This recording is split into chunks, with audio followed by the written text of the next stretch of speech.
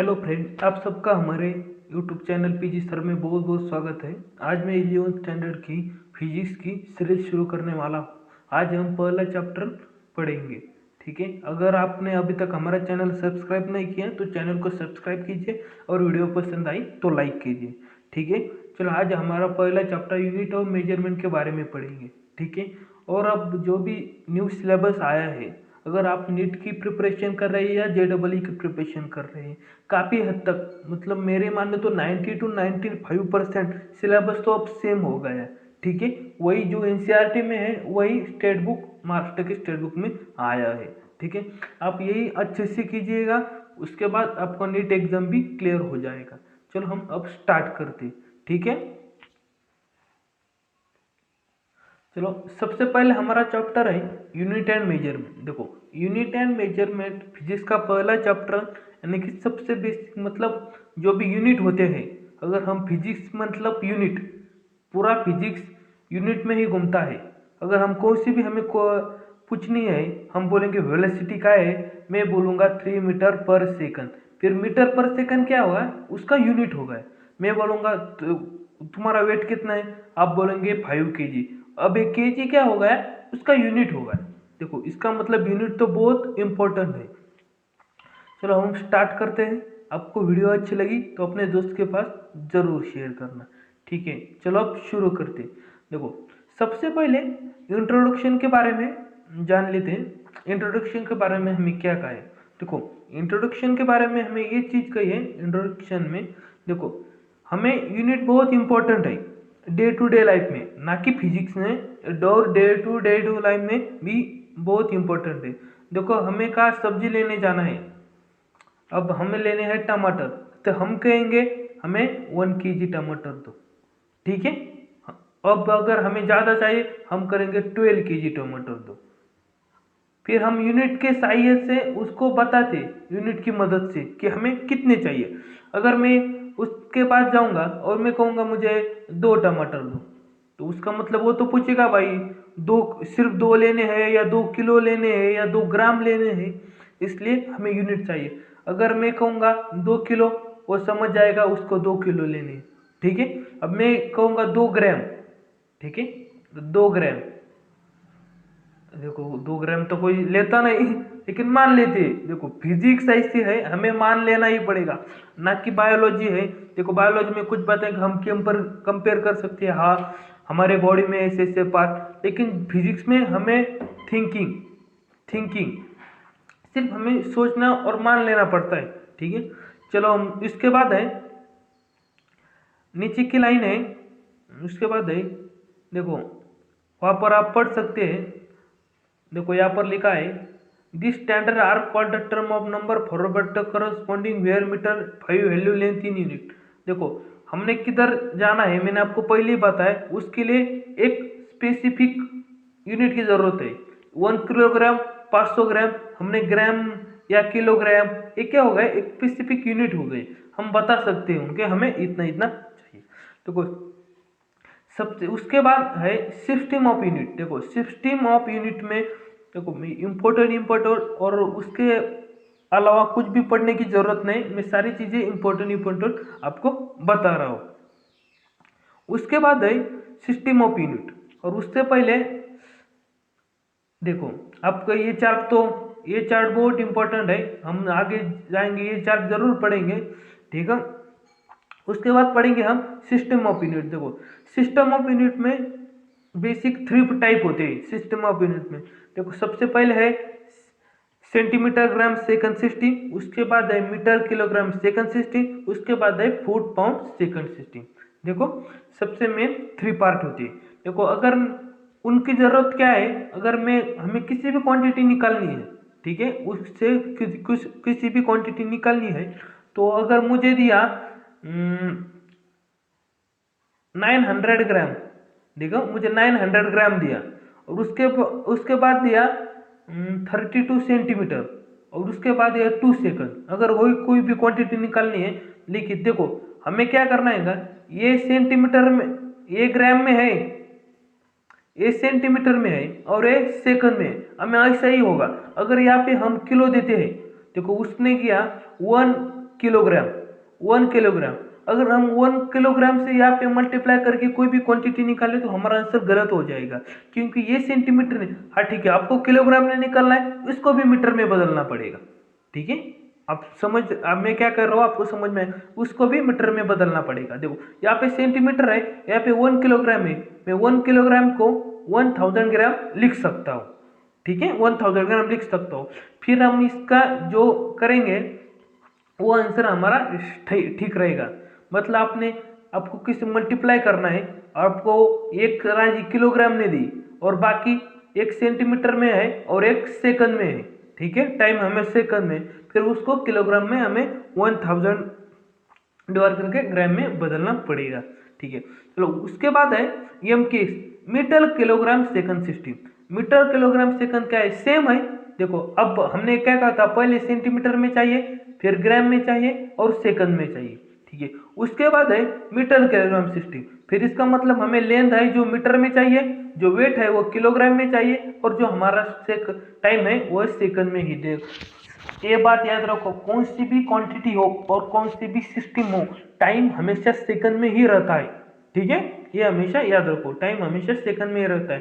तो अगर मुझे को इस दे दो, मुझे दिया कितना है, 2 मीटर लेंथ है और 900 ग्राम।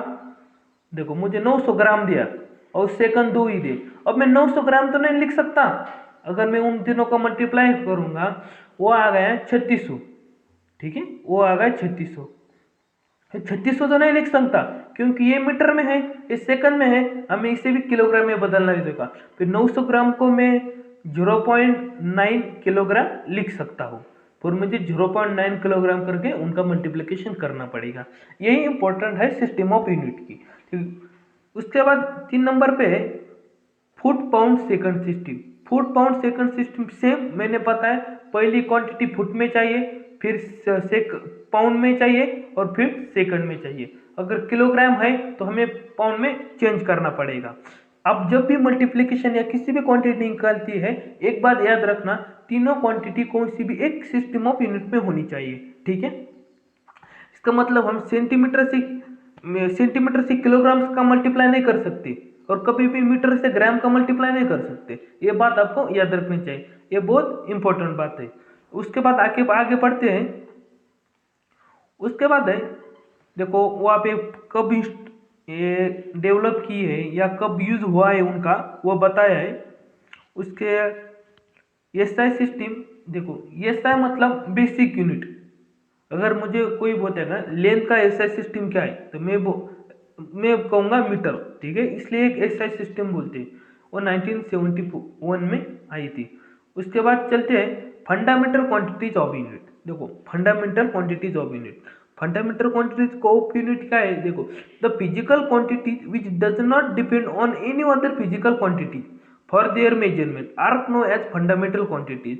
There are 7 fundamental quantities: length, mass, time, temperature, electrical luminance of intensity and amount of substance. देखो यहाँ पे नीचे फंडामेंटल ऑफ यूनिट का चार्ट दिया है। देखो मैंने आपको पहले बताया लेंथ का क्या होता है, मीटर होता है। ये मतलब फिजिक्स का बेस है, ये फिजिक्स का बेस है, ये यही से पूरा फिजिक्स घूमता है। इस 7 को यूनिट याद करना पड़ेगा, पूरा फिजिक्स यही से घूमता है, आपको ये पता होना चाहिए। ठीक है, देखो लेंथ का क्या है, मीटर। उसके बाद मास का क्या है, किलोग्राम। टाइम का क्या है, सेकंड। टेम्परेचर का क्या है, केल्विन। इलेक्ट्रिक करंट का क्या है, एम्पियर। लुमिनस इंटेंसिटी का क्या है, कैंडेला। अमाउंट ऑफ सब्सटेंस का क्या है, मोल। तो हमें ये पता होना चाहिए। तो सबसे पहले मैं आपको मास और किलोग्राम के बारे में बताता हूँ। ठीक है, मास और वेट। अगर आपको कोई पूछे, मैंने एक 12th स्टैंडर्ड के लड़के को पूछा था, और मास और वेट में क्या अंतर है। मैंने पूछा तेरा वेट कितना है, वो बोला मेरा वेट 60 है। और मैंने बोला तेरा मास क्या है, वो बोला 60 ही है। देखो आपको मतलब बताता हूँ। देखो देखो सबसे पहले बताता हूँ वेट क्या होता है। देखो वेट होता है mg। वेट क्या होता है mg, वेट होता है मास इंटू ग्रेविटी, ठीक है। में वेट होता है, चलो हम ग्रेविटी की वैल्यू 9.8 होती है, 9.8 मीटर पर सेकंड स्क्वायर, क्योंकि वो एक्सेलरेशन होता है इसलिए सेकंड स्क्वायर आता है। वो बात हम डायमेंशन में पढ़ेंगे उसके बाद। तो लेकिन हम जी यहाँ पे 10 मान लेते हैं, 10 मान लेते हैं, 10 मान के करते हैं। मैं अगर कहूँगा कि मेरा वेट 60 किलोग्राम है, मेरा वेट कितना है, चलो 100 लेता हूँ, मेरा वेट है 100, तो आप मुझे मेरा मास बताइए, मेरा मास कितना होगा। आपको पता है वेट क्या है, मास इंटू ग्रेविटी। हमने ग्रेविटी को 10 माना था, फिर ये वहाँ पे डिवाइड हो जाएगा, इसलिए 10 का 0 का 0 गया 10। अगर मेरा मास कितना होगा, 10 होगा। इसका मतलब मेरा वेट तो 100 है लेकिन मेरा मास 10 है। और मैं जैसे ही ऊपर जाऊंगा, हमारे अर्थ सरफेस से मैं ऊपर जाऊंगा, ऊपर जाने पर ग्रेविटी डिक्रीज हो जाती है, इसका मतलब मेरा वेट डिक्रीज हो जाएगा। जी डिक्रीज हो जाएगा, इसका मतलब मेरा वेट भी डिक्रीज हो जाएगा, मास डिक्रीज नहीं होगा। याद रखो, मास डिक्रीज नहीं होगा। मेरा 10 kg मास था अर्थ सरफेस पे, वो किधर भी लेके जाओ मास 10 kg ही रहेगा। और इसी कॉन्सेप्ट से नीट में क्वेश्चन आया था, मास 10 kg ही रहेगा लेकिन मेरा वेट डिक्रीज हो जाएगा, क्योंकि मास क्या है आपको मतलब बेसिक, मतलब उसको किसी भी चीज से फर्क नहीं पड़ता। ये मैं मून पे लेके जाऊंगा मेरा मास इतना ही रहेगा, मुझे चांद पे वो दूसरे प्लेनेट पे लेके जाओ मेरा मास उतना ही भी रहेगा, मुझे सेंटर ऑफ अर्थ में लेके जाओ मेरा मास उतना ही रहेगा, लेकिन मेरे वेट में जो डिफरेंस आएगा, क्योंकि वेट होता है मास इंटू ग्रेविटी। अगर मैं ऊपर जाऊंगा तो ग्रेविटी डिक्रीज हो जाएगी, इसका मतलब मेरा वेट भी डिक्रीज हो जाएगा। अब जब हम मून पे जाएंगे, मून पे ग्रेविटी है G/6, मतलब पृथ्वी के 6 डिवाइड कर 6 ग्रेविटी है। देखो उसका मतलब मेरा मास यहाँ पे कितना था, देखो वेट, सॉरी मैं भी मान, वेट डिक्रीज हो जाएगा। देखो मेरा यहाँ पे थीटा और उसे 6 से डिवाइड कर देगा, 1460 इसके आसपास आएगा। देखो मेरा क्या होगा, ये वेट होगा। लेकिन आपको कोई पूछे कि चांद पे आपका मास क्या होगा, मास मेरा चांद पे 10 ही होगा। क्या होगा, 10 ही होगा, क्योंकि मास चेंज नहीं होता, चेंज होता है वेट चेंज होता है। और ये बहुत इंपॉर्टेंट है। बहुत मैंने ऐसे स्टूडेंट देखे उनकी 12th स्टैंडर्ड पूरी हो गई, उनको अभी भी मास और वेट का डिफरेंट नहीं पता चल रहा। उसके बाद है लेंथ, हम बोलेंगे डिस्टेंस और डिस्प्लेसमेंट। डिस्टेंस और डिस्प्लेसमेंट क्या फर्क होता है, देखो आपको ये सारी बेसिक चीजें आने चाहिए। अगर सिर्फ किताब पढ़कर कोई आपको नॉलेज नहीं मिलता, बेसिक बेसिक चीजें पता होनी चाहिए। देखो उसके बाद है मैं आपको लूंगा डिस्टेंस और डिस्प्लेसमेंट। ये भी बहुत लड़कों को समझ में नहीं आता, डिस्टेंस क्या है और डिस्प्लेसमेंट क्या है, वेलोसिटी क्या है, स्पीड क्या है। देखो मैं आपको बताना चाहता हूँ, देखो मान लो ये मेरा घर है और ये मेरा स्कूल है, ठीक है, ये मेरा घर है, मेरा स्कूल है, और मेरा स्कूल जाने का रोड ये है। ये देखो मेरा स्कूल जाने का रोड ये, मतलब मैं मान लेता हूँ ये 5 किलोमीटर है, ठीक है, 5 किलोमीटर है।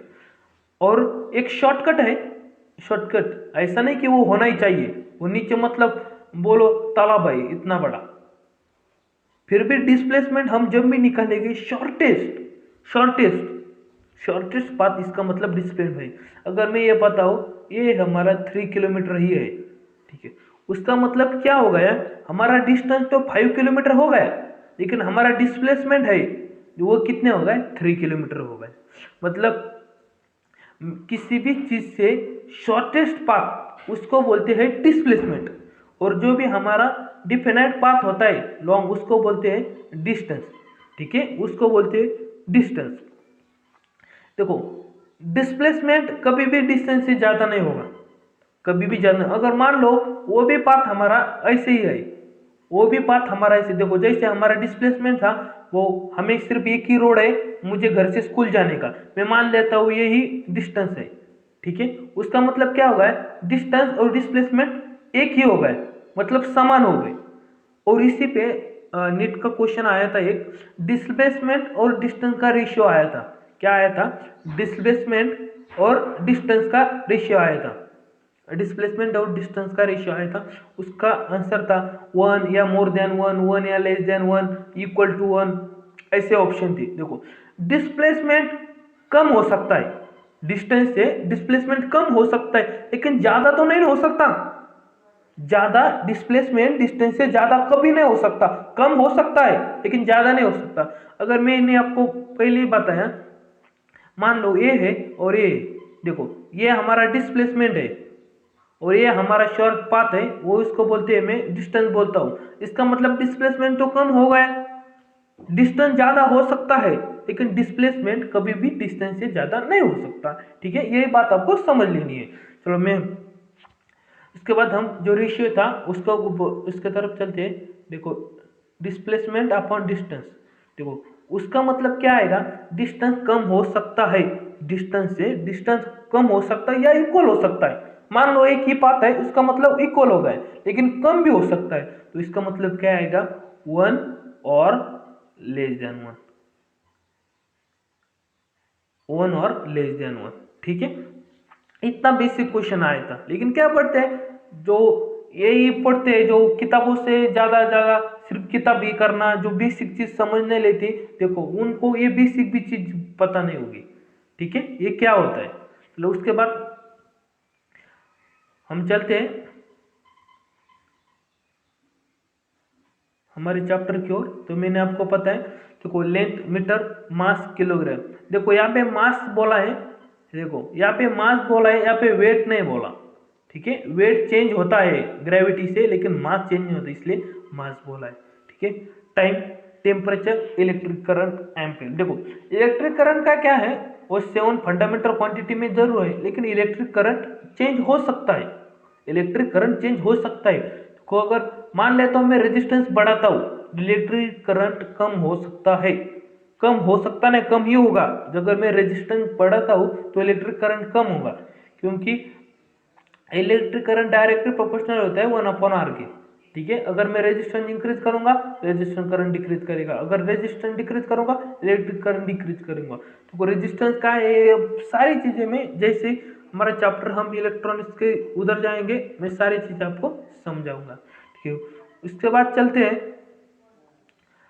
डिराइव्ड क्वांटिटी एंड यूनिट, उसके बारे में पढ़ते हैं।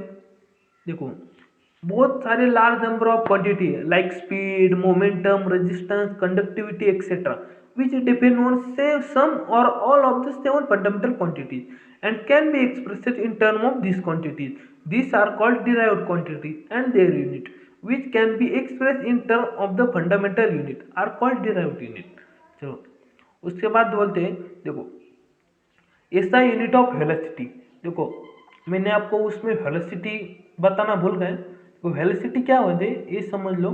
देखो मैंने जो भी आपको बताया डिस्प्लेसमेंट, अगर हम डिस्प्लेसमेंट की स्पीड निकालेंगे, हाँ अब समझ लो मैं क्या कर रहा हूँ, अगर डिस्प्लेसमेंट की स्पीड निकालोगे वो होगी वेलोसिटी, उसको वेलोसिटी बोलते हैं। अगर हम डिस्टेंस की निकालेंगे तो वो होती है स्पीड। आप बोलेंगे सर दोनों को स्पीड, देखो स्पीड क्या होती है, स्पीड होती है डिस्टेंस अपॉन टाइम। अगर वेलोसिटी की निकालेंगे तो हमें क्या बोलेंगे, डिस्प्लेसमेंट अपॉन टाइम। वेलोसिटी को निकालने के लिए हम डिस्प्लेसमेंट अपॉन टाइम बोलेंगे, और स्पीड को निकालने के लिए हम डिस्टेंस अपॉन टाइम बोलेंगे। यही फर्क होता है वेलोसिटी का और स्पीड का। मतलब आप मैं यहाँ हूँ और यहाँ घूम के यहाँ आया, या घूम क्या है। और एक बात याद रखो, जो भी हमारा डिस्प्लेसमेंट होता है वो मैटर करता है initial point two final point, उसको कुछ लेना देना नहीं। आप कहाँ घूमे, इधर घूमे, उस गली में गए या उधर गए, उसको कुछ लेना देना नहीं। मान लो मैं समझता हूँ ये पूरा डिस्टेंस 10 किलोमीटर है, 10 किलोमीटर है, ठीक है 10 किलोमीटर है, और यहाँ से पूरा घूम के 10। अगर कोई बोलेगा आपको डिस्टेंस कितनी है, तो मैं बोलूंगा ना डिस्टेंस है तो हमारी 10 किलोमीटर। अगर कोई बोलेगा तो आपको डिस्प्लेसमेंट कितनी, डिस्प्लेसमेंट कितनी, डिस्प्लेसमेंट मैटर करती है इनिशियल पॉइंट तो फाइनल पॉइंट। हम यहाँ से शुरू किए और यहाँ ही खत्म हुए, इसका मतलब डिस्प्लेसमेंट हमारा जीरो हो गया। ठीक है, डिस्प्लेसमेंट हमारा जीरो हो गया। अब कोई बहुत पूछते हैं, मतलब हमने एक गेंद ली, ऊपर फेंकी, वो हमारे 30 मीटर हाइट तक चली गई, तो बताओ डिस्प्लेसमेंट कितनी है। आपने फिर कैच किया, इसका मतलब जिस हाइट से आपने फेंकी थी उधर ही आपने फिर कैच की, उसके बाद उसका मतलब उसका डिस्प्लेसमेंट 0 हो जाएगा। ठीक है, और डिस्टेंस कितना होगा, डिस्टेंस होगा 30, और वो 30 60 मीटर। कि चलो उसके बाद यहाँ पे दिया है, देखो डिस्प्लेसमेंट अपॉन टाइम मीटर पर सेकंड। और अब यूनिट के बारे में और एक आपको बताना चाहता हूँ, आगे आएगा, मैं आगे बताता हूँ। देखो उसके बाद है वेलोसिटी। वेलोसिटी का मैंने क्या कहा था, डिस्प्लेसमेंट अपॉन टाइम। देखो डिस्प्लेसमेंट अपॉन टाइम, डिस्प्लेसमेंट के लिए हम क्या यूज करते हैं, मीटर, सेकंड के लिए, टाइम के लिए हम सेकंड यूज करते हैं। उसके बाद है यूनिट ऑफ मोमेंटम, तो वो एक कैसे लिखा है मैं आगे बताऊंगा आपको। ठीक है, उसके बाद है unit of momentum and unit of mass. Unit of momentum is equal to unit of mass into unit of velocity. अगर मुझे किसी भी चीज का मोमेंटम निकालना है तो मोमेंटम को हम डिनोट करते हैं P is equal to M into V, M into V, mass into velocity. देखो यहाँ पे मैंने मास बोला है, यहाँ पे वेट नहीं बोला। और हम किसी भी चीज की अगर कोई भी क्वांटिटी जब निकलती है, हम फॉर्मूले डालते तो मास ही डाला जाता है, वेट नहीं डाला जाता। ठीक है, क्योंकि वेट चेंज हो सकता है। अगर मोमेंटम की बात करें, यहाँ पे मोमेंटम अगर मैं वेट डालता हूँ तो हम ऊपर जाएंगे, तो मोमेंटम भी चेंज हो जाएगा, इसलिए यहाँ पे मास डालते हैं। ठीक है, आपको मोमेंटम का फॉर्मूला पता होना चाहिए, P is equal to M E होता है। चलो उसके बाद आगे चलते हैं, आगे क्या लिखा है देखो। उसके बाद है यूनिट निकाला है, मास का किलोग्राम होता है, टाइम का सेकंड होता है, यहाँ पे यूनिट लिखा हुआ है। उसके बाद है सप्लीमेंट्री, उसके आप यूनिट के बारे में आप कैसे लिख सकते हैं ये आपको बताता हूँ मैं। चलो हम इधर लेते को, अगर उसको मैं कहता हूँ मास इंटू किलोग्राम, मास, मास नहीं, लेंथ अपॉन किलोग्राम। मैं लेंथ अपॉन किलोग्राम को लेंथ इंटू को डिवाइड में था, ऊपर आएगा तो पावर एक -1 हो जाएगा, क्योंकि यहाँ पे था तो पावर तो उसको 1 थी ना, और जब हम ऊपर हो जाएंगे एक पावर -1 हो जाता है। मतलब हम 1/10, उसको भी हम 10 के पावर -1 लिख सकते हैं, वहाँ पे आने के बाद पावर 1 से माइनस हो जाती है। चलो उसके बाद है, अगर देखो देखो मीटर पर सेकंड, मान लो वेलोसिटी का यूनिट है मीटर पर सेकंड, मैं उसको मीटर इंटू सेकंड इनवर्स लिख सकता हूँ, ये भी हमारा सही है। ठीक है, उसके बारे में और जानकारी देंगे जब हम यूनिट और डायमेंशन पढ़ेंगे। डायमेंशन भी बहुत आपको पूछा जाता है, जब मैंने नीट का एग्जाम दिया था मुझे स्ट्रेन का डायमेंशन पूछा था, ट्रेन का या स्ट्रेस का था, मुझे एक्चुअली याद नहीं, आई थिंक स्ट्रेस का ही होगा, क्योंकि स्ट्रेस डायमेंशन लेस क्वांटिटी है। स्ट्रेस ट्रेन का कोई डायमेंशन नहीं होता, स्ट्रेस का डायमेंशन होता है फोर्स बटे एरिया। वो सारी चीज़ें मैं आपको आगे बताऊंगा।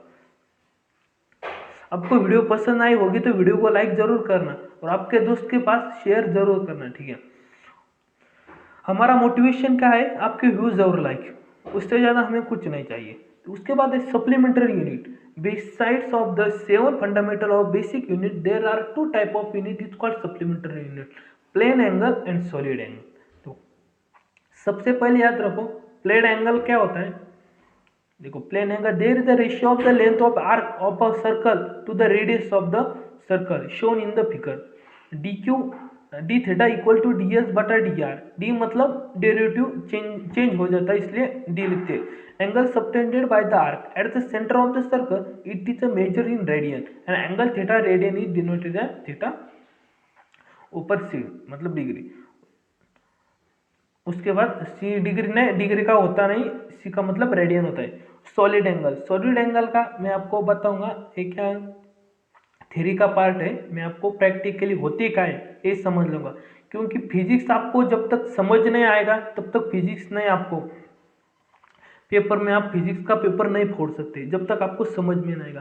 देखो एंगल क्या होता है, अगर मैं किसी भी सर्कल निकालता हूँ, कौन सा भी सर्कल, हाँ मैंने देखो ये सर्कल निकाला और यहाँ पे सेंटर है, ये निकालना मुझे एंगल, तो ये क्या होगा, जितना मैंने आर्क बनाई, जितनी मैंने आर्क बनाई, मतलब मान लो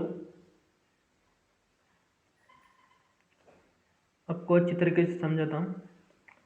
देखो ये होगा सेंटर, सर्कल हो गया और ये हुआ है सेंटर। मैंने यहाँ से एक आर्क निकालता हूँ, ये आर्क निकाली मैंने। इसका मतलब क्या होगा, ये जितना भी डिस्टेंस है ये इस डिस्टेंस मानते हैं, ठीक है, और मानते हैं रेडियस आर है। इसका मतलब जब एंगल हम निकालेंगे हम करेंगे एस बटा आर। ये आएगा हमारा क्या आएगा, प्लेन एंगल। प्लेन एंगल का यूनिट होता है रेडियन, ठीक है, प्लेन एंगल का यूनिट होता है रेडियन। ये भी आपको पता होना चाहिए, ठीक है। उसके बाद हम चलते हैं, उसके बाद है सॉलिड एंगल। देखो सॉलिड एंगल क्या होता है, सॉलिड एंगल सेम वही होता है, मतलब मान लो कोई चीज है जो वर्तुकाल है, सर्कल में है, लेकिन वो भरी हुई है। चलो हम मान लेते हैं गेंद। देखो गेंद तो सही में गेंद अंदर से भरी हुई नहीं रहती, लेकिन मान ले कोई भी सॉलिड पार्ट है जो पूरा भरा हुआ है, ठीक है, पूरा भरा हुआ है, उसका हम जब निकालेंगे तब हम उसका सॉलिड एंगल निकालेंगे। उसका मतलब देखो यहाँ पे फिगर में दिखा है, देखो फिगर में दिखा है, देखो इस तरह का ये पूरा सॉलिड से भरा हुआ, जो पहला था वो सॉलिड से भरा हुआ नहीं था, ये पूरी तरह सॉलिड से भरा हुआ है। चलो उसके बाद हम जब इसका फॉर्मूला, हमने तो पहला ds बटा डी आर प्लेन एंगल का पता है, लेकिन जो हमारा सॉलिड एंगल होता है उसका फॉर्मूला ds बटा डी आर नहीं होता, उसका फॉर्मूला यहाँ पे लिखा होगा 4 पाई आर स्क्वायर बटा आर स्क्वायर। देखो आर स्क्वायर क्यों आता है मैं आपको ये बताता हूँ।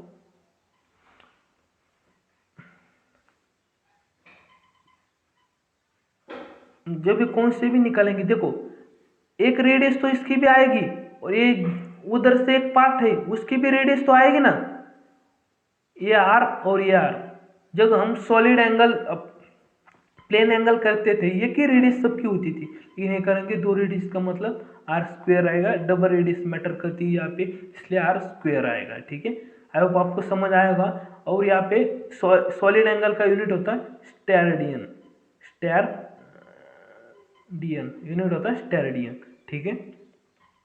उसके बाद आगे पढ़ते हैं हम, तो कोई यहाँ पे एक न्यूमेरिक कर दिया है, उसके तहत एरिया ऑफ मून का आपको सॉल्व करना आ जाएगा। देखो उसके बाद है relationship between degree and radian, relationship between degree and radian. अगर मुझे 180 मतलब देखो हमें डिग्री से पाई मतलब रेडियन से डिग्री में चेंज करना है, तो हम 180/2 पाई करेंगे, और रेडियन से डिग्री में करना, डिग्री से रेडियन करना है तो 2 पाई/180 करेंगे। देखो कैसे करते जब हम पढ़ते हैं। चलो उसके बाद मैं पहले लिखता हूँ, मुझे है 360, देखो मतलब है मुझे 2 पाई उसको डिग्री में चेंज करना है। तो एक बात आपको पता होगी, पाई मतलब होता है 180, ठीक है ना, पाई मतलब 180 ही होता है, याद रखो ये फिजिक्स में पाई मतलब 180 होता है। अगर अब और भी आगे पढ़ेंगे, पाई मतलब 180, मैंने क्या कहा उस सर्कल के लिए बता रहा हूँ, पाई की वैल्यू होती है 20/7, ठीक है ना, 20/7। उसके बाद देखो उसके मुझे क्या करना है, रेडियन है डिग्री से चेंज करना है, मुझे क्या करना है, मैं क्या करता मैं 180/पाई करूंगा, ठीक है। अगर ये पाई से पाई कैंसिल हो जाएगा, 180 × 2 कितना होगा 360, कितना होगा 360 डिग्री होगा, ठीक है। डिग्री बहुत इंपॉर्टेंट है, डिग्री मतलब छोटा सा सर्कल और हमें रेडियन करना है तो हमारा ऐसे सी आ जाएगा। देखो पाई से पाई चेंज कर 360, हमने 2 पाई का निकाला, मैंने पहले बताया था पाई मतलब 180 होता है, इसलिए हमने क्या मतलब हमको कोई दे, हमें फॉर्मूला याद नहीं रहा, हमको दे 3 पाई, मैं लेता हूँ 4 × पाई बटा 180। जब हमें डिग्री में रूपांतर करना है, या फिर 20/7 है 3.14 वैल्यू मत डालना, जब हमें डिग्री में चेंज करना है तो हम पाई की वैल्यू डालेंगे 180, ठीक है, 4 × पाई, और नीचे क्या है मुझे करना था 4/2 का मान लेता हूँ, 2 यहाँ पे 2 आएगा, मैं पाई की वैल्यू कितने डालता हूँ, मैं पाई की वैल्यू डालता हूँ 180 और फिर 2 करता हूँ, तो इसका मतलब क्या आएगा 2, इसका मतलब भी आ गया 360, आप बोलेंगे सर आपने पहले 2 पाई लिखा था उसका भी 360 आया, और यहाँ पे 4 पाई/2 लिख रहे हो उसका भी 360। मैं कहूँगा 2 1 2 2 4, ये है तो 2 पाई है ना। वो एग्जामिनर सिर्फ आपको घुमा रहा है और आप जैसे घूम रहे हैं, ठीक है। अगर आपका बेस अच्छा होगा तो आप नहीं घूमोगे, आपको सारी चीज़ें आ जाएगी, ठीक है। चलो वही है, अगर हम डिक्रीज है उसमें चेंज करेंगे तो हमें पाई की वैल्यू डालनी पड़ती है। अगर मैं कहता हूँ 180 डिग्री, देखो मुझे क्या करना है, देखो 180 डिग्री है इंटू पाई, पाई/180। पहले हमने 180/पाई कहा था, हम पाई/180 करेंगे तो हमें रेडियन में चेंज करना है। रेडियन मतलब पाई में, जिस भी क्वांटिटी में हमारा पाई आएगा उसका मतलब वो वैल्यू रेडियन में है, ठीक है। 180 to 180 यहाँ पे ऐसे ही कैंसिल हो जाएगी, इसलिए उसका आंसर पाई आएगा।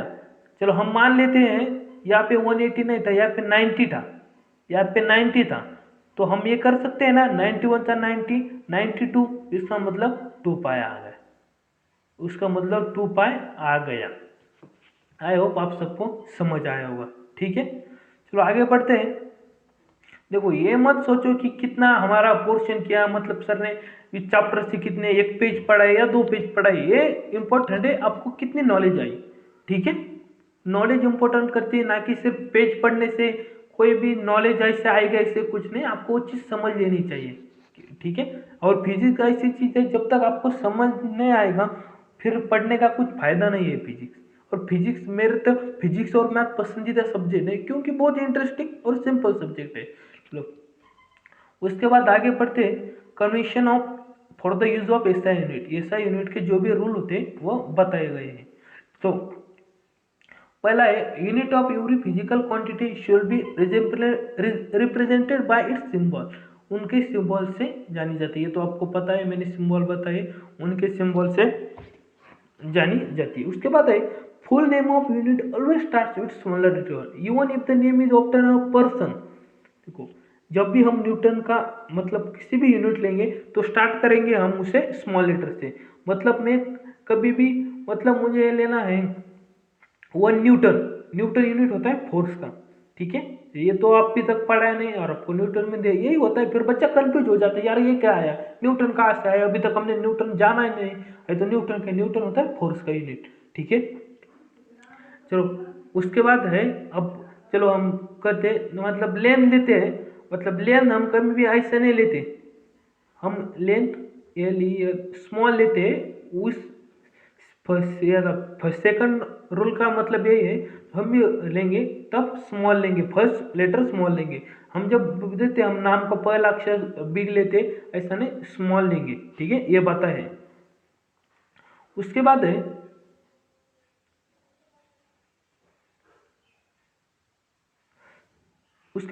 But symbol for unit name after a person should be capital letter. Example N after scientist Newton, N after scientist Newton, J after scientist Joule, ठीक है। मतलब मैं जब नाम लूंगा उस साइंटिस्ट का, उसके बाद मैं एन कैपिटल ले सकता हूँ, लेकिन यूनिट में हमें फर्स्ट अक्षर स्मॉल ही लेना है। उसके बाद है, symbol for unit do not take plural form. For example force of 20 newton, not 20 newton और नॉट 20 एन एस को। उनको ने ये बताए, अगर मुझे 20 न्यूटन लिखना है तो मैं 20 न्यूटन ही लिखूंगा। आप सोचिए यार 20 है मतलब ज़्यादा है तो हम यस लगा देते हैं, ऐसा नहीं, ऐसा नहीं, देखिए 20 अगर 1 होगा है तो भी हम 1 न्यूटन लिखेंगे, और यहाँ पे 100 होगा या कितना भी होगा हम एन ही लिखेंगे। एन में कभी भी प्लूरल फॉर्म या कोई यहाँ पे नहीं होती, ठीक है, आपको ये समझ में आना चाहिए। उसके बाद है, symbol for unit do not contain full stop at the end of recommended letter. देखो हम कभी भी ये नहीं चाहते, मतलब आपने बोला कितना यूनिट है, मतलब हम कितने बहुत तुमने कितनी शुगर लाई, हम नहीं बोलते सकते, मतलब हम यहाँ पे लिख के दे नहीं सकते, मतलब हमने लाई 2 किलोग्राम पॉइंट हम कभी भी सिंबल के मतलब जो हमारी क्वांटिटी होती है उसके बाद यूनिट के बाद नहीं दे सकते, यही बात है। देखो यहाँ पे वो रॉन्ग बोल रहा है, रॉन्ग बोल रहा है क्योंकि ये तो फुल स्टॉप सेंटेंस का था, लेकिन ये एक्स्ट्रा दे दे इसलिए रॉन्ग है, ये हमारा सही है। उसके बाद है, unit of physical quantity in numerator and denominator should be written is 1 ratio. For example, the SI unit of acceleration meter per second square or meter per second inverse 2 but not metre पर second पर square. देखो मैंने आपको पहले ये quantity बताई है, ठीक है, आपको ये समझ आएगा। देखो उन्होंने कहा क्या, मीटर पर सेकंड, हम ये मीटर एक्सलेशन के लिए सेकंड 2 करेंगे, मीटर पर सेकंड इंटू 2 कर सकते हैं, ठीक है, ये मैंने आपको पहले ही बताया है, ठीक है, आपको ये समझ आना होगा, ठीक है। चलो उसके बाद है, उसके बाद 6 नंबर का पॉइंट है use of combination of unit and symbol for unit avoided when physical quantity express by the combination of two. देखो अगर मुझे कोई मतलब आपको कितना होता, हाँ मतलब आपको कोई दे वर्क का यूनिट, हाँ वर्क मान लो, देखो वर्क क्या है, फोर्स क्या है, ये सारी चीज़ें मैं आगे बताऊंगा, लेकिन आप सिर्फ इस पॉइंट समझने के लिए मान लो, अगर मुझे देता है force equal to mass into acceleration, mass into acceleration, फिर इसका यूनिट क्या आएगा, मास का आएगा तो किलोग्राम, ठीक है, और एक्सेलरेशन आएगा मीटर पर सेकंड स्क्वायर, मीटर पर सेकंड स्क्वायर। जब हमें पता है फोर्स को हम न्यूटन लिख सकते हैं ना, फोर्स को हम न्यूटन लिख सकते हैं क्योंकि इनका मतलब ये होता है न्यूटन, इसलिए हम न्यूटन लिख सकते हैं, लिखने की जरूरत नहीं है, ठीक है, ये गलत नहीं है, ये देखो ये गलत नहीं, ये भी सही है, लेकिन हम जब हमें पता है किसी का जो कॉम्बिनेशन को क्या बोलते हैं यूनिट की, इसलिए हम वो चीज लिख सकते हैं, यही हमें बताया है उस ऑप्शन में। उसके बाद अगला पॉइंट है a prefix symbol before the symbol of the unit, thus prefix symbol and unit symbol constitute a new symbol for the unit which can be raised to a positive or negative power of 10। देखो length में prefix और suffix बहुत matter करती है, क्योंकि मैं जब कहूँगा एंगस्ट्रॉम, देखो हमें लेंथ का नैनोमीटर, माइक्रोमीटर, एंगस्ट्रॉम, फर्मी, देखो फर्मी होता है 10⁻⁻15, 10⁻⁻15 मतलब क्या है पता है, वो है 1/10⁻50, ठीक है, इसका मतलब ये है ऊपर जाने का माइनस हो जाएगा, मतलब उसने ये कहा है जैसे प्रीफिक्स चेंज होएगा, मतलब हम माइक्रो करेंगे, माइक्रोमीटर से हम जब नैनोमीटर करेंगे, माइक्रोमीटर 10⁻⁻6 होता है और नैनोमीटर 10⁻⁻9 होता है, इसका मतलब वैल्यू भी चेंज हो जाएगी। जैसे भी हम प्रीफिक्स चेंज करेंगे, प्रीफिक्स मतलब आगे का और सफिक्स मतलब पीछे का, जैसे हम प्रीफिक्स चेंज करेंगे वो हमारी वैल्यू भी 10⁻⁻- या प्लस नेगेटिव से बढ़ सकती है, हमें यही बताए उस रूल में। और नीचे दिया है देखो 1 मिली सेकंड, 1 मिली सेकंड मतलब क्या होगा, 1 मिली सेकंड का मतलब है 10⁻³ 1 मिली सेकंड। उसके बाद है मैं माइक्रो सेकंड आपको पहले बताया, माइक्रो सेकंड 10⁻⁻6, माइक्रोमीटर बोलेंगे तो 10⁻⁻6 लेंथ का आएगा, और माइक्रो सेकंड बोलेंगे 10⁻⁻6 सेकंड आएगा, ठीक है। अब ऐसा नहीं सिर्फ माइक्रो मीटर मतलब लेंथ में यूज करते हैं, सेकंड में यूज नहीं करते, हम दोनों तरफ यूज कर सकते हैं। देखो उसके बाद है nanosecond 10⁻⁹ second, nanometre 10⁻⁹ metre. उसके बाद use of double prefix is avoided when single prefix is available. Double prefix अब अवॉइड करो, मतलब हम 10 माइक्रो सेकंड जब लिखेंगे हम ये नहीं करेंगे 10 मीटर माइक्रो सेकंड, ठीक है, मीटर माइक्रो सेकंड ऐसे तो नहीं लिखेंगे, इसलिए हम क्या है अवॉइड कर रहे हो, यह मतलब देने की जब हम 10⁻⁻6 है या फिर डायरेक्ट हम उसको 1 माइक्रो सेकंड बोल सकते हैं, ठीक है, 1 माइक्रो सेकंड बोल सकते हैं। उसके बाद है स्पेस और hyphen must be intersected while indicating multiplication of two unit. Example देखो हमें एक तो सबसे पहले एक चीज होना चाहिए, अगर हम किसी भी क्वांटिटी का निकालते, मतलब कभी भी ऐसी क्वांटिटी नहीं आती, मतलब एक्सलेरेशन ऐसा नहीं आएगा मीटर प्लस टाइम, ऐसा प्लस में तो कोई कभी आता नहीं, आता है मल्टीप्लाई में, मान लो ये किसी का यूनिट आता है मल्टीप्लाई में या डिवाइड में आ सकता है। तो उन्होंने क्या बताया, जब हम लिखेंगे मीटर पर सेकंड, हम ऊपर आएंगे तो हम ऐसे लिखेंगे मीटर इंटू सेकंड इनवर्स, एक तो ऐसा लिखना पड़ेगा या मीटर इंटू सेकंड, ऐसा भी ऐसा डैश देके भी लिख सकते हैं, माइनस का डैश नहीं। लेकिन सिर्फ आप मीटर ऐसा लिखेंगे, मीटर इंटू सेकंड। अब मान लो ये मैं उसको माइक्रो सेकंड में बोल सकता हूँ, ठीक है ना, ऐसा नहीं होता, इसलिए डॉट देना जरूरी है, ठीक है, क्योंकि बहुत यूनिट सेम तरीके से होते हैं, इसलिए डॉट देना बहुत जरूरी है। उसके बाद है मेजरमेंट ऑफ लेंथ। मैंने आपको माइक्रोमीटर उस सब के बारे में बताया था, वही चीज आई है मेजरमेंट ऑफ लेंथ।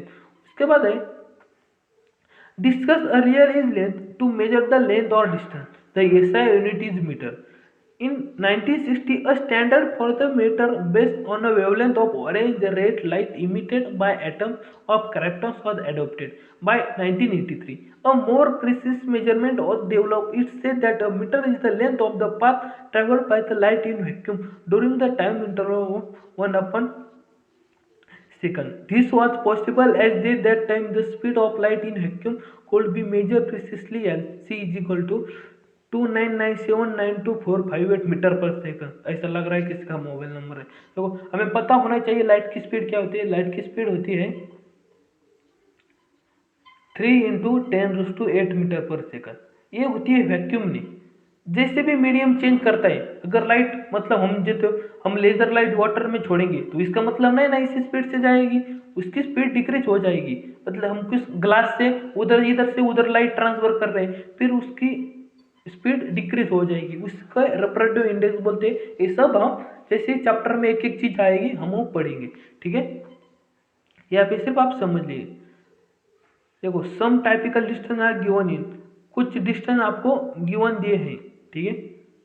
उसमें क्या है, distance from Andromeda to galaxy from earth. उसके बाद है मान लो कुछ इंपॉर्टेंट नहीं है ज़्यादा, हाइट ऑफ माउंट एवरेस्ट। उसके बाद है thickness of thin paper, radius of proton याद कीजिए, ये काफ़ी एग्जाम में टारगेट किया जाता है कॉम्पिटिटिव एग्जाम में। रेडियस ऑफ प्रोटॉन, रेडियस पोचन होता है 10⁻⁻15, ठीक है, 10⁻⁻15। मैंने आपको पहले कहा था 10⁻⁻15 को कहा जाता है फर्मी, ठीक है। आपको कोई पूछेगा किस मतलब कौन सी यूनिट में रिप्रेजेंट करते हैं रेडियस ऑफ प्रोटॉन को, तो आप बोलेंगे फर्मी। फर्मी होता है 10⁻⁻15। आई होप आप सबको ये वीडियो पसंद आई होगी। आगे का हम नेक्स्ट वीडियो में ट्राई करेंगे। देखो मैं ये तो नहीं आपको गारंटी दे सकता कि मैं रेगुलर रहूँगा, लेकिन जब भी मुझे टाइम मिलेगा मैं वीडियो जरूर अपलोड करूँगा। अभी तक आपने चैनल को सब्सक्राइब नहीं कीजिए तो चैनल को सब्सक्राइब कीजिए और वीडियो को लाइक कीजिए। हमारा मोटिवेशन आपके सब्सक्राइबर, व्यूज और लाइक ही है। और अगर आपको वीडियो पसंद नहीं होती तो आपने अपने दोस्त के पास वीडियो जरूर शेयर करना। पूरी वीडियो देखने के लिए